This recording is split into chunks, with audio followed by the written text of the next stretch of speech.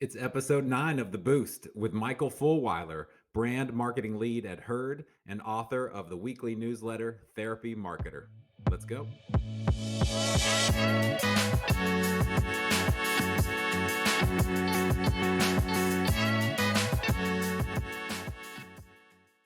All right, welcome to The Boost. Conversations with people promoting mental health, and really couldn't have picked a better guest, although he kind of picked us.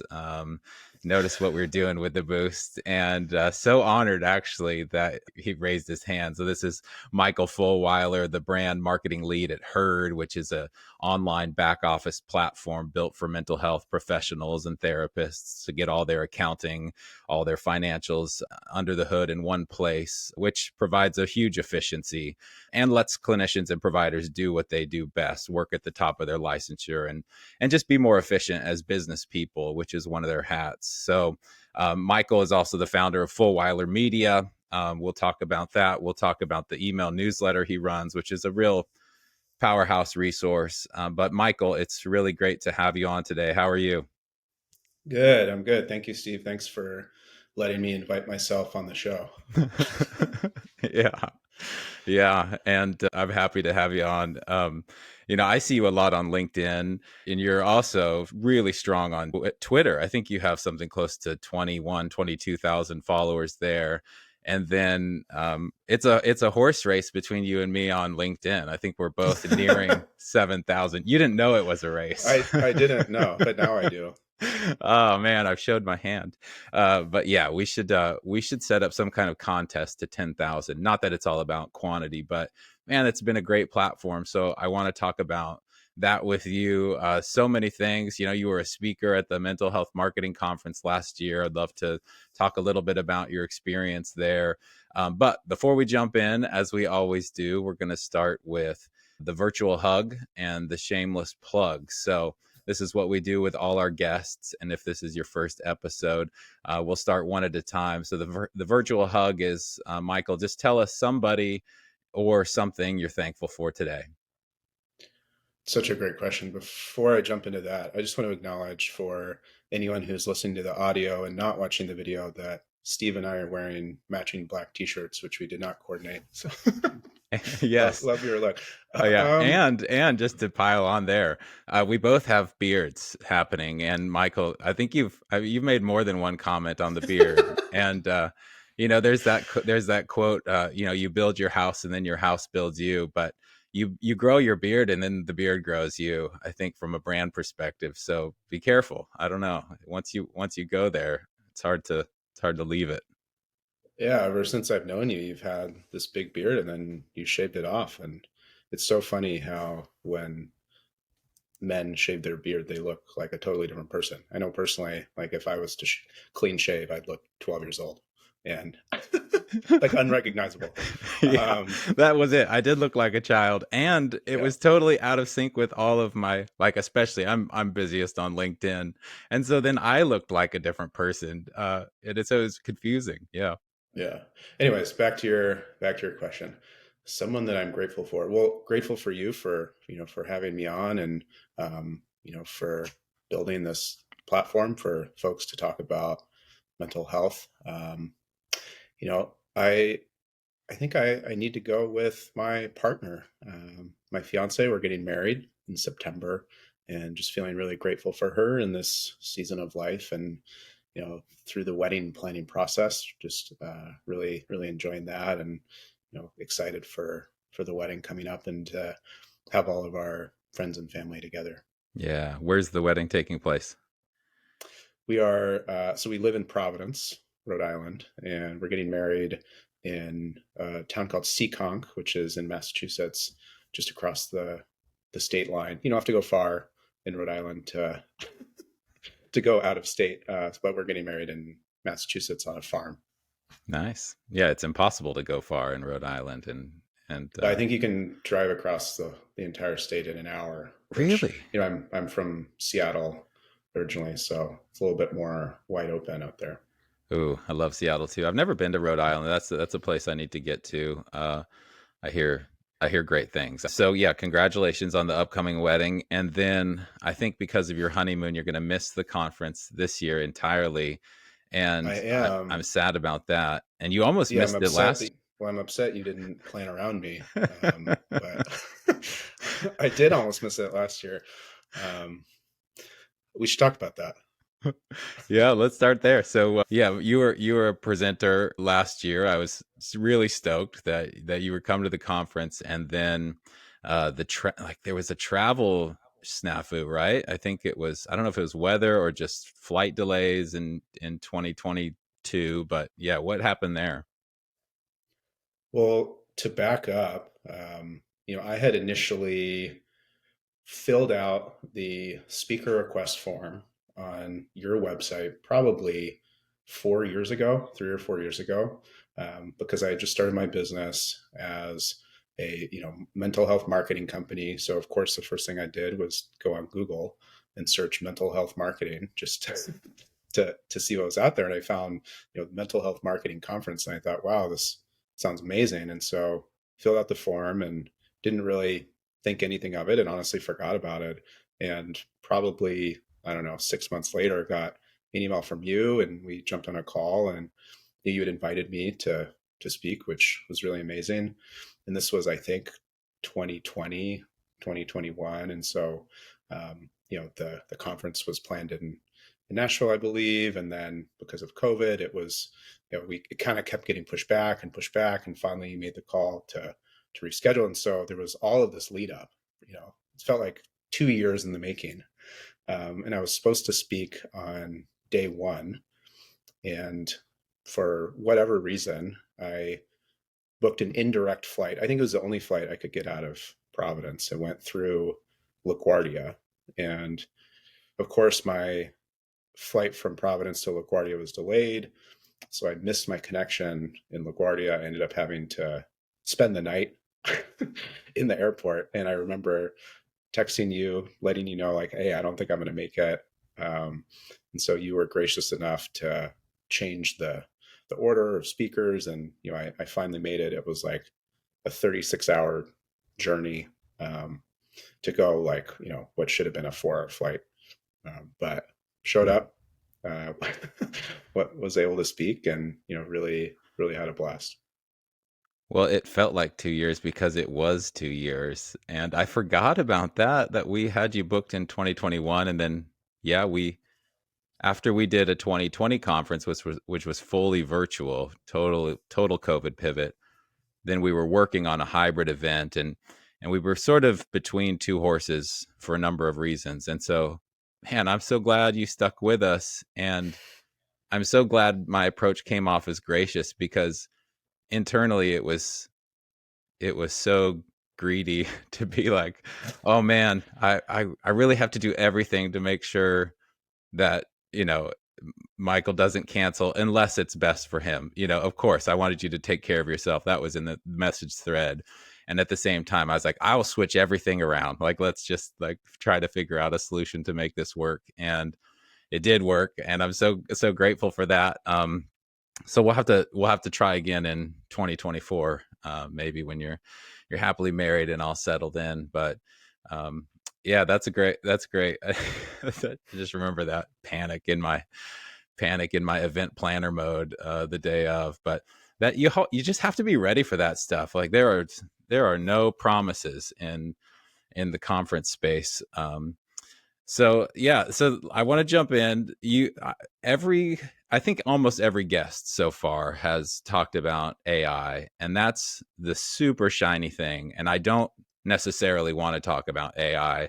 I want to talk about the opposite sort of AI. And I've worked at an email marketing kind of SaaS based provider. I know you're at an online technology company now, and back then, this was a decade more ago. Email was pretty sexy for a while, and then it kind of turned into more of a commodity. And then Seth Godin wrote this post in 2021. I'm sorry, 2011, that said, bring me the stuff that's dead, please, because email at that time it was kind of like popular to say email's dead. But here you are, 2023, a powerhouse list. I think you've cleared 3,000 therapists and other followers on your list, and I've watched that trajectory just go up and to the right for the past year, as especially since I've known you well. And I want to start there with email because yeah, it's not Instagram, it's not TikTok, it's not the the flashiest technorati thing. But talk about email and how you're using it and what it's maybe what you're seeing it do for your business and your goals. I'm a huge proponent of email and email marketing. And, the marketing world, we refer to your email list as your owned audience, right? Because you have a direct relationship with them. You can contact them. You have access to their inbox, right? Versus if you're building an audience on social media, we refer to that as a borrowed audience, right? Like you're building on borrowed land. I remember being at the Gottman Institute early in my career, and this was 2008, 2009. And so Facebook was, all the rage. And I remember investing years building an audience on Facebook. I remember getting to 100,000 likes on our Facebook page, and that being such a big deal. I remember we got like a cake in the office to to celebrate 100K. Yeah. And then like I just remember it felt like overnight like Facebook just died and it became a pay to play platform. People were leaving Facebook. And so I just remember feeling like, man, like we spent so much time as a brand and organization building here. And your brand has to evolve over time, right? And so at Gottman, we were able to then build on Instagram and other channels. But I think you're at such like the mercy of the algorithm when you build on social. Social is still a great channel to build an audience, but it's really key to move your audience from a kind of a borrowed audience to an owned audience. And Hmm. so, at Gottman, email was our highest revenue generating channel. It continues today at Herd. One of the first things I did was to build out our newsletter. And, similar to the newsletter that I write, Therapy Marketer, it goes out every week. It's not something that's going to like exponentially grow all at once. It's a long-term investment. And, something that I'll say about email as a channel is that it rewards consistency. I Mm. think that I've seen a lot of newsletters kind of over time come and go, but the ones who are successful are the ones who are consistent. Yeah. And, Yeah. therapists will tell me today, oh, I love your Tuesday newsletter. And it's because it goes out every Tuesday. It's in their inbox every Tuesday morning. They just know that it's going to be there and they look forward to it. And it's not even, oh, I love Therapy Marketer. I love your Tuesday newsletter. Right. And it just becomes synonymous with Tuesday. So I think there's something to be said there about, being consistent and sticking with it, even if you're not seeing kind of growth and results right away. Hmm. Yeah, that's right. You were the chief marketing officer at the Gottman Institute, and uh, yeah, to have 100,000 likes or followers, that's amazing. You've got 22, close to 22,000 followers on Twitter. But kind of before we jump media or channels, talk a little bit about your content creation strategy. How are you filling up Therapy Marketer week over week with compelling content?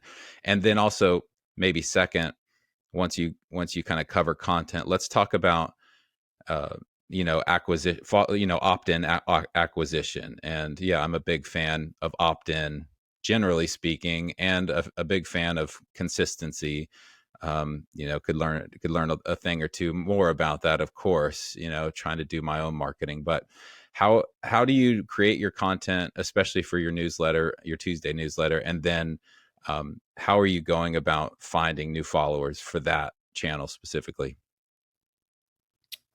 So my strategy with my newsletter, Therapy Marketer, is for every newsletter to have one takeaway that is practical that someone can read and they can apply it in their business. And I get feedback about that, that I love how concise your newsletter is. I know I love like how everyone has like something that I can take away. It gives me something to think about. And that's by design. I think, historically newsletters were really like long emails that no one reads, Yeah. right? And I remember being at the Gottman Institute again, like this was 2008, 2009, and the skim was becoming popular. And the skim was really cool because what the skim did is it took the news and just distilled it down into really kind of short form content that you could skim. Mm. And I remember thinking, what if we took this model and applied it to marriage and relationships? Like, basically, what if we created the skim for your marriage where, you know, twice a week, I think the skim was a daily newsletter at the time. Twice a week, you get an email from the Gottman Institute in your inbox that just had like one thing that you can apply in your relationship. And that was hugely successful. People loved it. I'd be at conferences and people would walk up to me and say, I love your newsletter.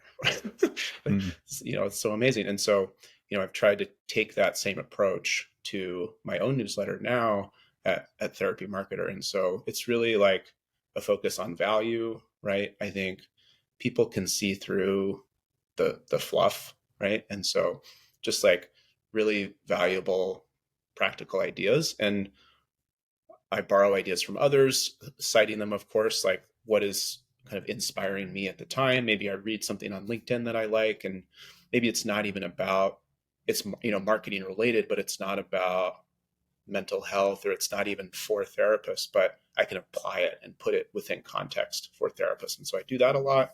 Sometimes like I'll talk about something that I see, like I remember I wrote a recent newsletter about a flyer for a therapy practice that I saw in a coffee shop. I was like, wow, this is like such a great idea. So I just like took a picture and then I wrote a newsletter about it. And so I think there's really inspiration from everywhere. I also get a lot of inspiration from conversations that I have with therapists. And so the consulting work that I do with therapists, I get a lot of ideas just from questions that therapists ask me, challenges that they're having. I will take notes, but like, oh, this is a great newsletter topic. Yeah. So I think there's kind of a never ending supply of ideas for content. And I think it comes back to what is going to be useful for your target audience. What are the questions that they have? What are the challenges that they're having? Mm. It's so eloquently distilled when you say it, because it could be so overwhelming. Like, even if you just try to tackle email marketing, but for you to say, yeah, I try to provide value. I try to be thoughtful about somebody's time in the inbox, and yes, borrow and steal the best models. I'm happy to hear you do that. I have a little bit of guilt sometimes about doing that, but that's how we're all getting better. And you also do this thing where, at least on LinkedIn and maybe other channels too, you on Monday you just do a simple invitation for, hey, the next therapy marketer is going out tomorrow, 3,000 people follow it, which provides that social credibility, and it tells the audience if they should maybe be part of that audience based on who they are. It lets them self-select. And as we look for things to share on social media, that's such a great one. And I notice it almost, I feel like, just about every time. And I think every time, oh, that's so smart. Just to, it doesn't need to be every day. You don't need to pound the desk with, join our newsletter. But again, to your point about consistency, and then once you get your welcome email, that thing is so thoughtful. And valuable. Talk a little bit about that first impression. I think that for an email newsletter, the welcome email is very underrated, right? Because when you sign up for a newsletter, you're going to get some sort of confirmation or welcome email, and that's when you're like most engaged and most interested, right? Mm. And so that's when I have your attention. And what most people do is they just use the default MailChimp or ConvertKit or whatever tool they're using. Thank you for subscribing, and that's it, right? But you have an opportunity. Like my welcome email has like an 80%, 85% average open rate, which is like unheard of for email, right? And so I have your attention, like take advantage of that, use it. Hmm. And so what I send in my welcome email is sort of like, here's like your first tip on how to send a welcome email, which is a little bit meta, right? But it's still delivering value. And as part of the welcome email, just setting expectations for people, letting them know when they're going to hear from you, what you're going to be talking about. And then if there's a call to action, like maybe that's an opportunity to plug, if you have services, maybe a consultation call about your services, maybe there's a free download, maybe there's a video, maybe it's, hey, here's like our three most popular articles that we've written. Just like give people something to take that next step.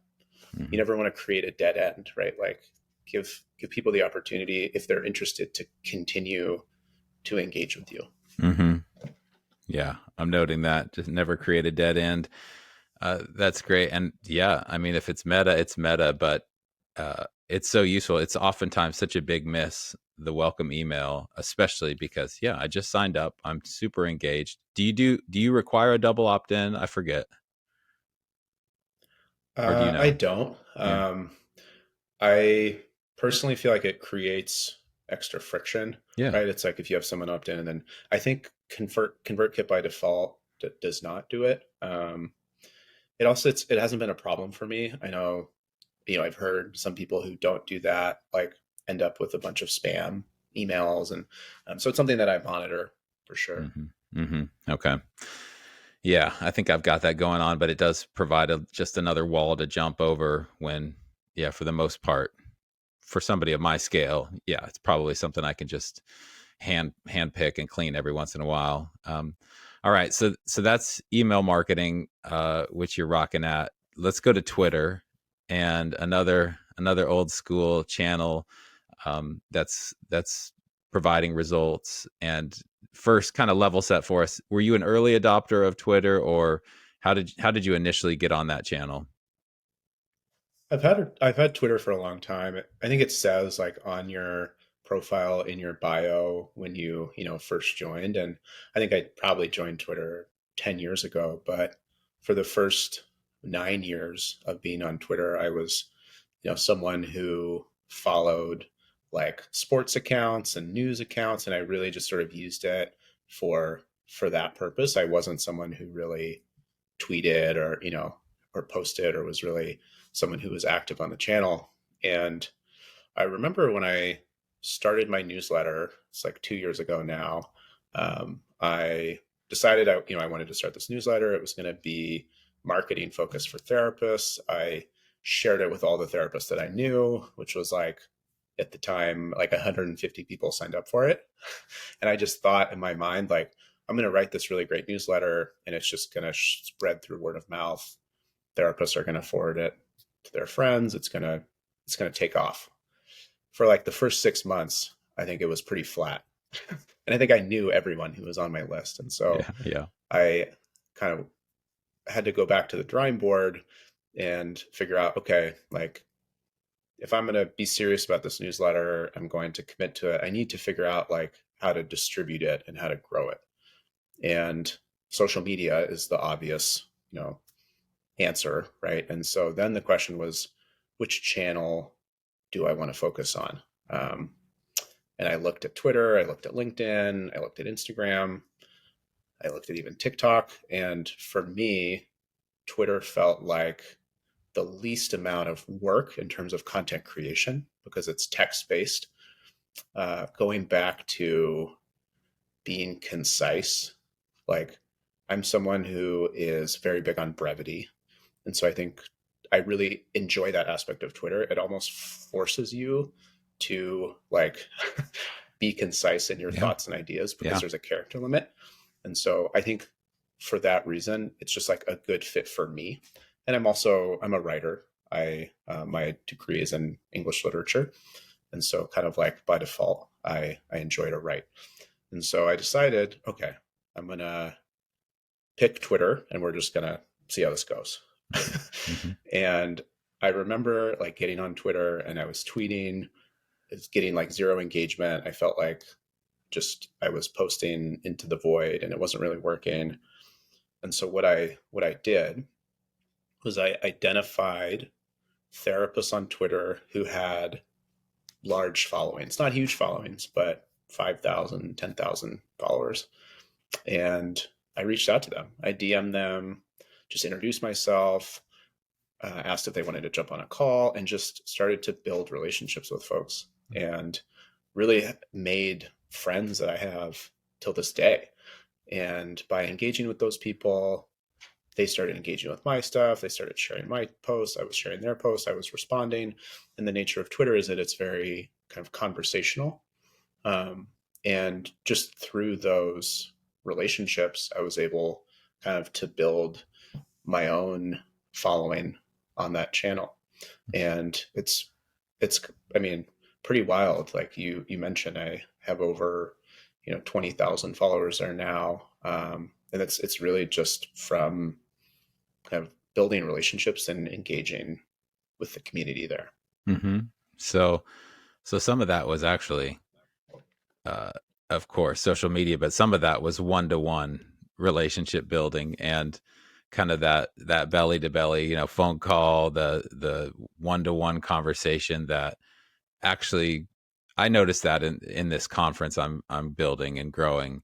And it's funny you mentioned you had 150 people for a long time.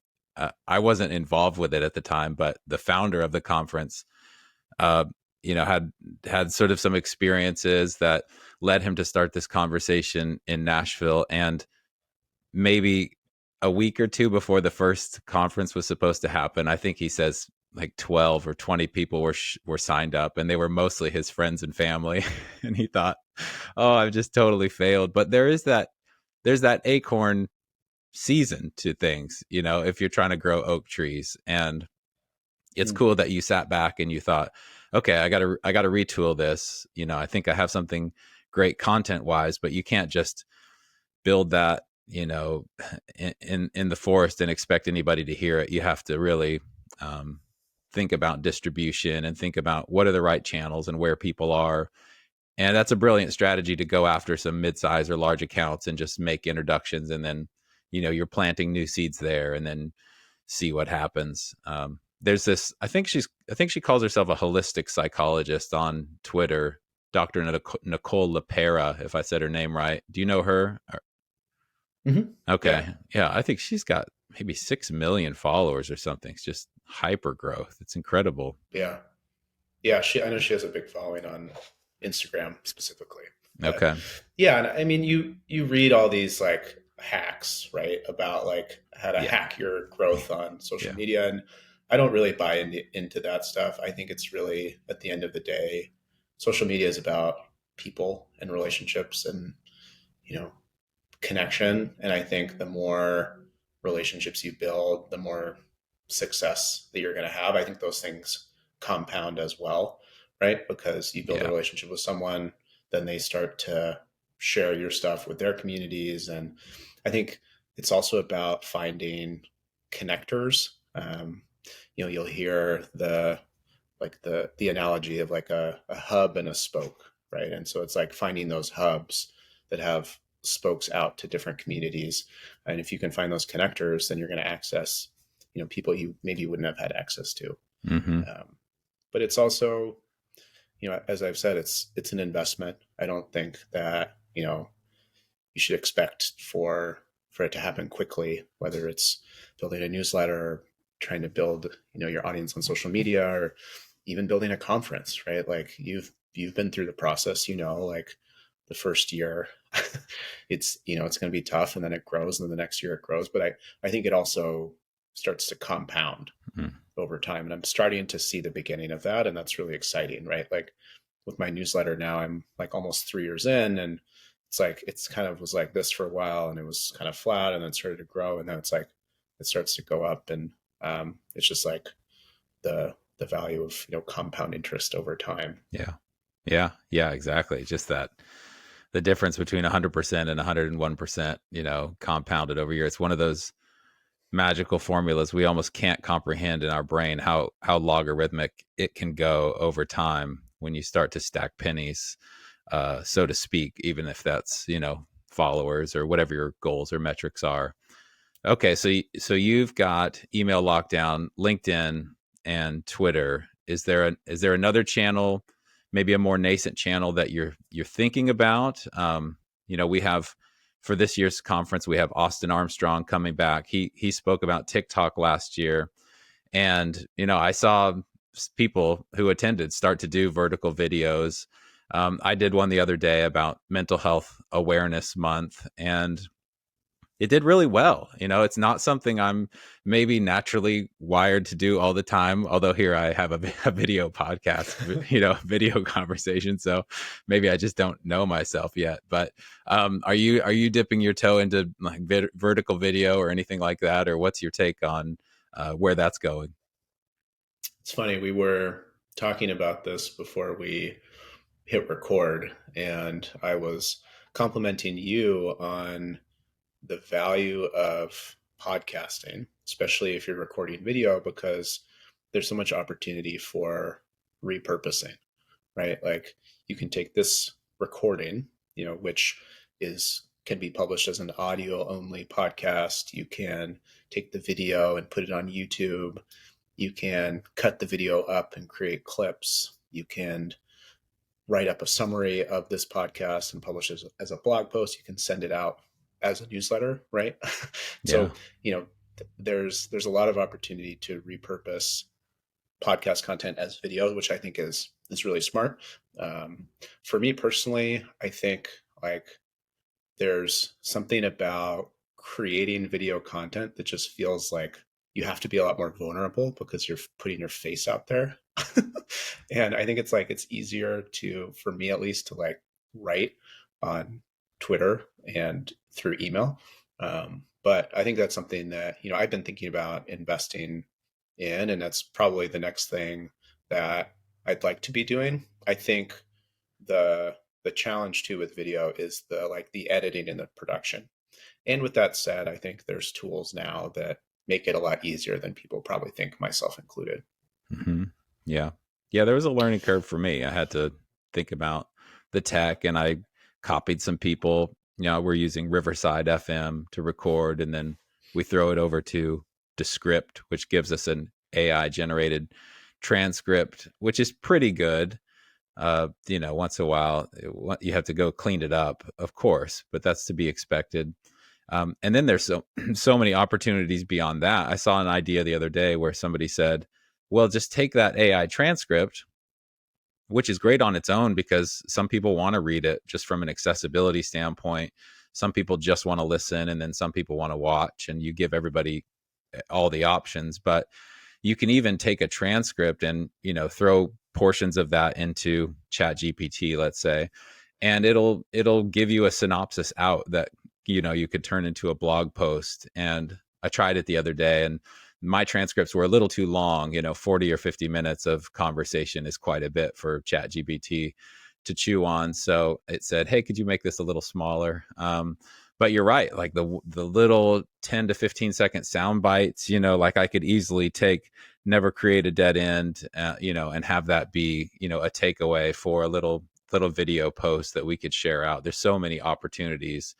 And then you can turn it into long form blog content on your website, which, the search engines are going to love hearing us talk about therapists and how to help them with their accounting, and how to help them with their marketing, and Twitter and LinkedIn, all these keywords that, somebody on Google is going to be looking for, and Google's looking for that content to serve up. Yeah, I think a mistake that a lot of people make is they spend a lot of time and energy in content creation, and they don't spend enough time in content distribution. And I'm always thinking about like, how can I repurpose this piece of content? Like, what else can I do with it? And I think a lot of people just leave, value on the table with their content. Hmm. Something that Yeah. I've started to do on LinkedIn is, I tweet pretty regularly. I try not to go overboard, like maybe once or twice a day. And, you know, the tweets that are really high performing, that get a lot of engagement, I'll just take that and I'll post it on LinkedIn. And those posts generally do really well on LinkedIn because I've already validated that idea or that messaging or that wording is going to resonate with people. And it's not always one to one, right? Because my audience on Twitter is going to be different than my audience on LinkedIn. But like, I feel pretty confident that if something is, performing well on Twitter, then it's going to perform well on LinkedIn as well. And so um, that's like just another idea for LinkedIn content, is just taking posts that perform well kind of on other channels. And you see that on Instagram as well. Like you see screenshots of tweets. I know, like Hmm. Adam Grant is a great example. Has a big audience. His Instagram is just screenshots of his tweets. Hmm. That's, I mean, think about a content strategy, right? Like it's pretty simple. Um, it's not over engineered, and it works really well for him. Yeah. Do you do much with the carousel? I love a good tweet screen grab carousel on LinkedIn. Yeah. Something that I showed someone recently and they didn't realize is that in order to post a carousel on LinkedIn, you have to upload a PDF, because if you just upload images, it sort of is like post as a grid and then you can't like scroll through it. And so if you've seen those carousels on LinkedIn and you're wondering, how do I do that? You have to save your images as PDFs, and then it uploads it that way. So it's almost more of like a document you can swipe through. Yeah, you can throw it into Canva or something like that with a little square and then just export it as a PDF. Yeah. Mhm. It's kind of surprising LinkedIn hasn't fixed that. There's a few things, if you spend enough time on any platform, you start to become sort of research and development for the platform. But that's one of them, is the carousel via JPEG, and then the other one is the stock image templates. There's really almost no flexibility with how your images show up or how you can frame them. That's always something I don't know. I'm wishing happens, but this is not about me. I want to I want to talk about I want to talk about something you've said recently. You said this. You said there's never been a better time to be a therapist, and then you listed these four reasons. Demand is up, clearly. Stigma is down, which is fabulous. And just to make a sub point there, it's not just the stigma of mental health or mental illness, but it's the stigma of treatments that is reducing as well, and that's something to celebrate. Then you said software like Herd streamlines workflows, and yeah, I've got friends and relatives and colleagues who are therapists and counselors and providers, and they're, oh man, they would benefit so much from the lack of wrangling with insurance companies and doing their taxes and doing their accounting. And then you said this last thing, which is interesting also: social media enables passive income. So for the the practitioners out there, the therapists out there, talk a little bit about that. How can they actually drive some passive income through social media? What are some options or success stories you see out there? Definitely. I talk to therapists all the time who ask me if they need to be on social media. And my response to that question is no. I know plenty of therapists who have full practices and wait lists who are not on social media. They they're not on Instagram, they're not on LinkedIn, and they've just filled their practice through having a really strong referral network. Maybe they have great SEO, and they have a great website. Um, and I think building an audience on social media as a therapist creates opportunity to generate income. I know therapists who um, work with brands. As someone who runs marketing for a brand that has therapist customers, we work with therapists on social media as influencer Mm. partners. And I'm happy to pay therapists to partner with them and create content about Herd. And that's just kind of one idea, right? I also know therapists who have built audiences on social media that sell info products, and so they've developed worksheets and templates and downloadables and posters and like all of those, types of resources that they sell. And that for them is passive. They just put the link in their bio and people just go on and buy that over time. I know therapists who sell online courses. I know, it's a pre-recorded program is something, you can create and put up, and that's really passive. I think that there's probably a overestimation of what passive income means, because it's actually a lot of work to Yeah. create passive Yeah. income, right? Yeah. And there's also I know therapists who do like masterminds and group Hmm. coaching program, and there's just like a ton of opportunity, for mental health professionals who are interested in generating income outside of one-on-one therapy, because the reality is that one-on-one therapy isn't scalable. Like, there's two ways to make more money doing one-on-one therapy. It's seeing more clients or charging more and raising your rates. And so Hmm. if you want to generate more income without doing one of those two things, you know, there's other opportunities to do so. Hmm. Yeah, you can make more money and or make more impact, versus the 1-to-1 50-minute session, which you can't clone yourself, you can't scale yourself that way necessarily. It's wonderful work. It's impacted my life tremendously. So, but there's it's a fascinating time to think creatively. Excuse me, as private equity has found mental health and behavioral health and addiction treatment, and then the technology sector has found um, opportunities for innovation that could potentially provide benefit. And let's put a pin in that and come back to it. And so there are so many opportunities to think creatively, and it's not bad to say, well, as much as I love doing what I'm doing, there are bigger ways to make impact that fit me, and that's not for everybody, but for some people. And so, yeah, I mean, I agree, like the passive income idea.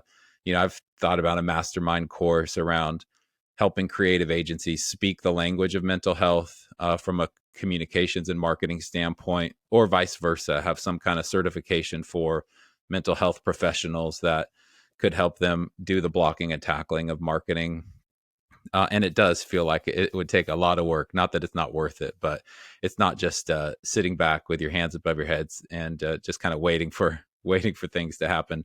But let's get back to the tech component, because you're on the tech side, and one of the recurring themes I hear in your messaging is the importance of inviting the mental health professional to the table in the tech innovation, R&D space, and ongoing in companies. What's your passion about that? What's the root um, the root driver of that for you in terms of pitfalls and opportunities? I've spent my entire career working with mental health professionals. I spent the first decade at the Gottman Institute, where we trained therapists. And when I left the Gottman Institute to, start my own business, I wanted to kind of help therapists in private practice with marketing. And I just got really like fired up and passionate about helping therapists to be business owners and entrepreneurs, because I saw such a gap in the education and training that they receive. Like, therapists spend 2 to 4 years in graduate school depending on their program, sometimes longer, and they learn clinical skills and then they graduate and they've received like no business training. And so like, I love helping therapists kind of think about the business side of their practice. um, and another thing that I was seeing at the time, so this was kind of 2019, 2020, was right at the beginning of the pandemic. There was a lot of attention on mental health. And a lot of people were talking about mental health. Mental health was really kind of taking a hit because of the pandemic. And so what that did is it created like a lot of demand, right, for mental health services because people were really struggling. I think Yeah. the other thing that happened was because of the pandemic, people were no longer able to go see a therapist in person. And prior to the pandemic, therapists were offering telehealth and online therapy, but it wasn't really widely used. Like most Yeah. people were still going in person. Hmm. But because of COVID, people were forced, and therapists were even forced to start offering telehealth and online therapy. And it really like opened therapy up.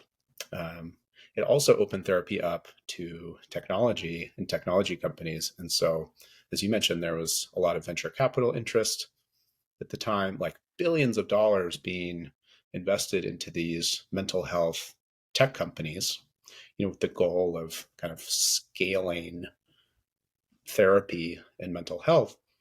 But what I was seeing was that therapists were not being given a seat at the table in those organizations.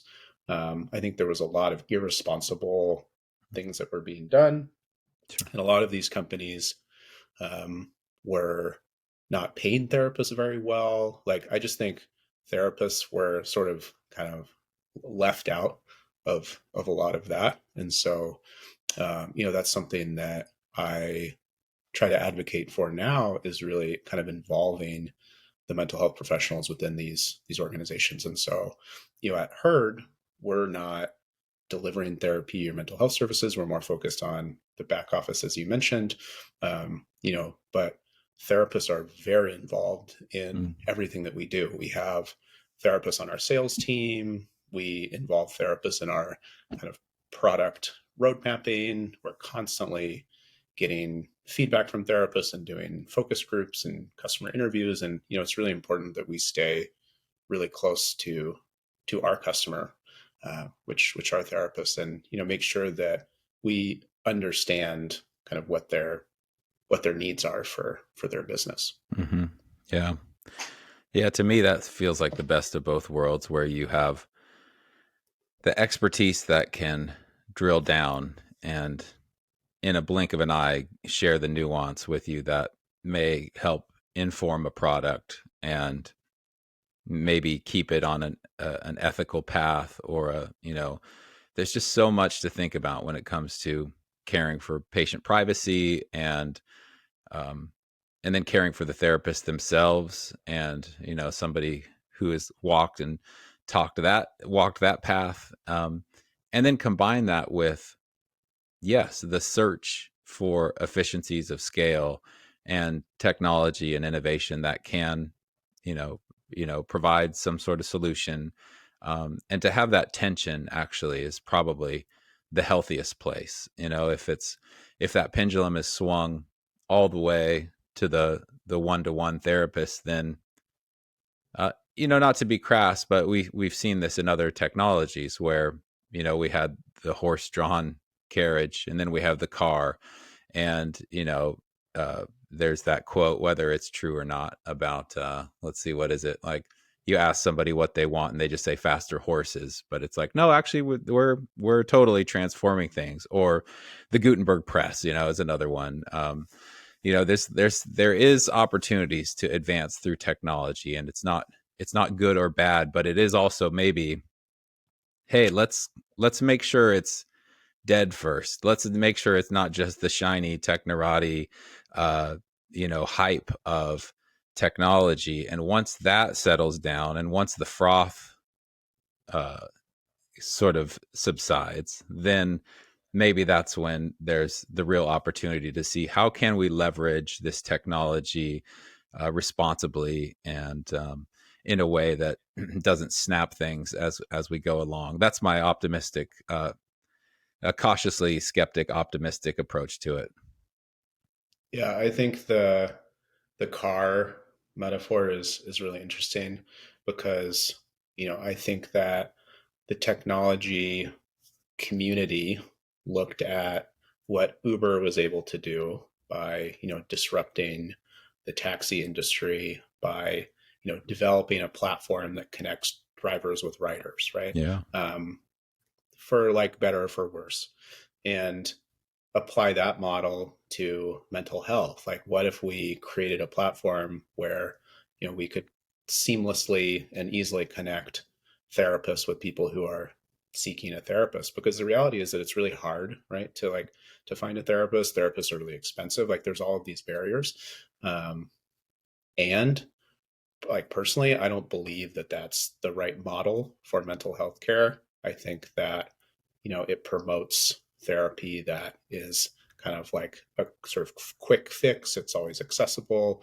And if we think about, the nature of therapy and mental health, is that it's really kind of it's an investment, that's dependent on, in the therapy world, we talk about the therapeutic alliance, like the relationship between the client and the therapist is something that's built over time. And that's, Yeah.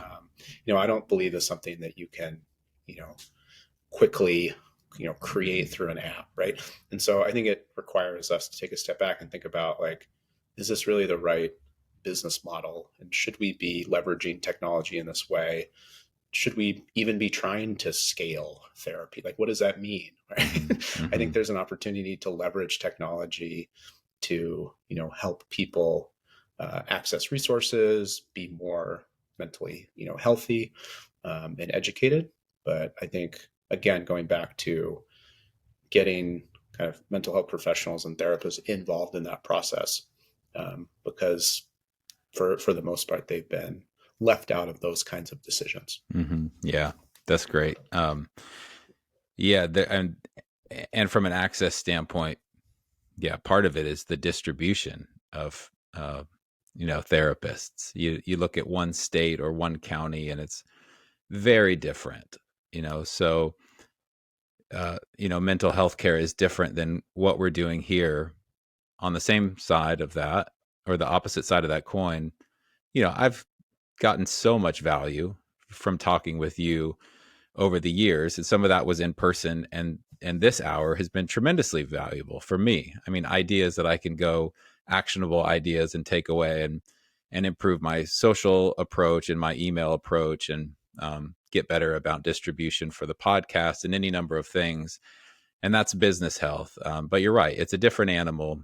But we are able to connect in new and different ways, rather than 20 years ago it would be, well, Michael, come out to my radio show and sit in my office, or have a phone call conversation. And so, yeah, it's tentatively exciting about the progress of things, but also, um, sort of to the Hippocratic oath, sort of idea for mental health care. It's like, let's make sure we know what the downside risk is, because it's also potentially logarithmically bad, not just kind of bad. Yeah, like there's this, idea in tech, and I don't remember exactly where it came from, if it's Zuckerberg or someone else, that this idea of move fast and break things, right? Like, yeah, it might even be, think it might be from like a VC, one of the popular Mm, venture capital firms. But regardless, like there's this idea of like tech, you just need to like move fast, and if you break things, that's okay, because you'll pivot and you'll iterate, and that's fine if you're building a calendar app, right? Like if you break something, the worst thing that happens is someone doesn't get a notification about their meeting. You know what I mm, mean? mhm. But if you're moving fast and breaking things in mental health, like you could really cause real harm. And I think that's something that people need to take seriously. And there's like an ethical kind of obligation there, that if you're building technology, if you're building software and mental health, that you're not harming people. Mhm. Yeah, there's a bending idea, and there's a breaking idea. Then my daughter watches some kind of show, cartoon on PBS, I think, and there's this song like, you can't untoast the toast, like you can't, you can bend things, and some things are not just robust but anti-fragile, and they benefit from shock to the system. There is this idea, and there's this idea that plays out in humans, like we tear our muscles to make them stronger, and we fast, we do all sorts of things that provide shock to the system, and it makes us better over time. But then you get to the point where you break things and you can't necessarily mend them back together. And are we Are we increasing flexibility with our models, or are we shattering things? And oftentimes things that are smooth, like glass, or my coffee mug, pretty smooth, you drop that and it shatters, rather than something that has some rough edges, a piece of steel or something, and you drop that and it's at least it's robust, at least it's, um, not adverse to some impact. So I don't know how that translates into humanity and dealing with people's minds, except to say that we there are no experts. Actually, I think you could make a claim, and that's not my claim.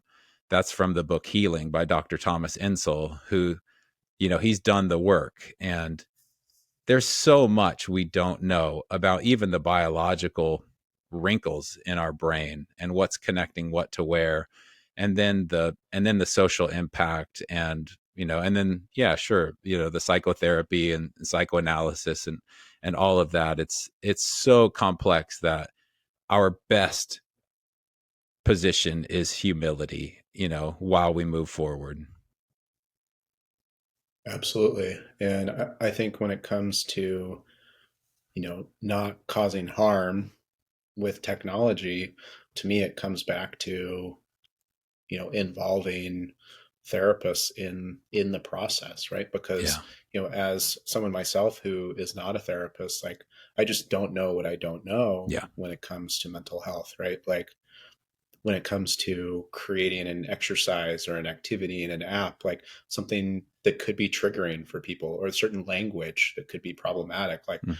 I just wouldn't know, right? And I remember having a conversation with John Gottman when I was at the Gottman Institute. We were talking about creating content and creating, exercises for couples. And what he told me was that in his research on relationships, what he found was that if a couple was in the negative perspective in their relationship and you gave them an activity to do together, say, share 10 things that you love about your partner, they're going to like completely sabotage the activity, right? And Yeah. turn it into 10 things that they like that annoy each other about their, you know what I mean? Yeah. So it's like, you have to know that going in, like the context is super important. And if, in that example, if someone is like not in a good place and then you ask them to do something, it could actually make the situation worse, right? Hmm. And so being aware of those things when you're, building, whether it's content or, software or, apps within mental health, that you're just like aware of that context. Yeah. I like that. Yeah. 10 ways I'm going to throw shade at my partner. Yeah. Yeah. All right. Well, we're coming up on an hour, so we're going to wrap. But one last question, which is, tell me something that you are reading or listening to. It could be a music album, it could be a book, a podcast, something that has your attention lately and that you think other people out there in the world should check out. Great question. Um, Completely unrelated to, to mental health, but I think someone who does a really amazing job with their content is a guy named Lenny, and he writes a Substack, excuse me, called Lenny's Newsletter, and it's all about like product and growth, specifically for tech companies. And I love what he does. He started with a newsletter. Now he has a podcast. Going back to what we talked about, I think he does a great job repurposing. He has people write guest posts for his newsletter and does interviews. And I just think from a content perspective, like he's doing really great work, and I get a lot of inspiration from him. He's on LinkedIn, so I would connect with him if you haven't. He's also a angel investor in Herd. Oh, fabulous. Okay. I don't know about Lenny or Lenny's newsletter, so thanks for sharing Yeah, that. go check that out. Yeah, I will. I'll include that link in the as we promote this. And Michael, I get a lot of inspiration from you, and I appreciate your perspective. And thanks for coming on the show today. Thanks for having me. I'm bummed I won't be able to make the conference this year, but hopefully you'll have me back next year. Yeah, definitely. We'll have you back if you're up for that. Definitely. Yeah, if I make it there. Great. Yeah. Thanks, Steve. Yeah, maybe get in a day early. We'll go hang out Yeah. in Nashville or something. Yeah. Yeah. All right. Have a good one, Michael. Thank you. Thanks, Steve. Yeah, you too.